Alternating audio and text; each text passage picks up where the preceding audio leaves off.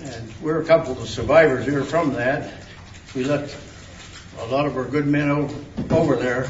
You all know, we didn't put the flag up, but we were part of the organization, the regiment that did it. We was probably there a few days before the flag. Right, Joe? You ever before the flag? Quite a bit before the airport. Yeah, right. Right.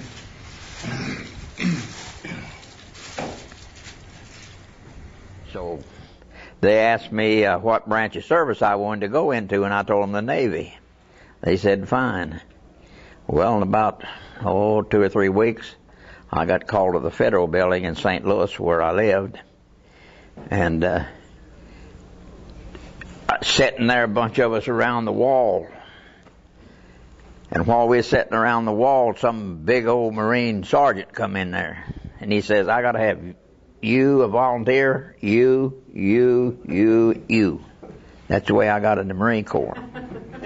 They pointed at you, right? They pointed at me. The 28th Marines, 5th Division, they started out in Camp Pendleton I think February 1944, and we went into training there. We trained there for about 7 or 8 months, then we went over to Hawaii, Kamawela, Hawaii, Camp Tarawa, and we finished our training there. And of course, we didn't know we was going to Iwo Jima. They didn't tell us that, but they did have a mountain there, and we crawled that mountain every once in a while over there back of our camp. And after the Battle of Iwo Jima was over, I looked back on that mountain. I said, well, that was just like Mount Suribachi. And so we landed at 0900 February the 19th, 1945. There was nothing on the beach ahead of us. But if you looked at that beach, maybe 2 hours later, you probably couldn't even get on the beach for debris and blowing up LSTs and Amtrak and whatever. But our assignment on Iwo Jima, our regiment, and our battalion, particularly our battalion, was to make a touchdown on the other side of Iwo Jima, to cut off the big mountain from the rest of the island. And where we crossed, it was a kind of a narrow place. The idea was to cross that island, cut it off from the rest of the island. Why was that so important, cutting off the mountain from the rest of the island? Well, that's so we could trap them on the other end. 3 days prior to the invasion, the Air Force, with their B-26s, bombed Iwo Jima around the clock for 72 hours. There were 5 battle wagons and 2 aircraft carriers, and the battle wagons fired the heavy loads 24 hours a day for 3 days.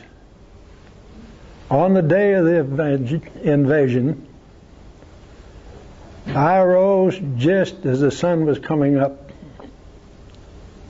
and I couldn't believe my eyes. From the horizon all the way across were a string of Navy pilots, and I'm telling you, they was blowing hell out of everything that got in their road. What was it like having all that go off in front of you, the barrages? It was noisy, and it was kind of hard to communicate with all the noise going on. And it was I can't say we were too organized at first. We were all it was kind of. Was it really chaotic going on? A little bit chaotic until we started moving up and getting formed there. It was. I was in a foxhole one evening with B.J. Rubisky and Clarence Miller. And I don't know what it was, some form of shell, a grenade or something went off and hit Ski Rubisky in the left side of his face and Miller directly in his face. And I got a few scratches I was on the right of Ski Rubisky, Miller was on his left, and I got a few scratches of shrapnel in the left arm. And I hollered Coleman, and about that time they seemed like in 10 seconds they jumped in the hole. And we got those 2 men out, And they come and said, Shelley, you hurt? I said, no. He said, well, let me check you. I said, well, I'm not hurt. So we pulled out at daylight from that area. So you made it for the whole month on Iwo, right? I made the whole day, whole trip. On the last day, what was it like knowing that it was finally over? Well, on the last day, we was up on the north end, and they'd sent word up there to come down to the cemetery. They're going to have funeral services at the cemetery for the guys that got killed, and there was about 3 or 4 or 5 or 6 of us standing in a group, getting ready to come down from the north end of the island to the south end of the island, and a Jap run out of a cave up there and shot one of the guys, and he was waving a flag then after he shot him.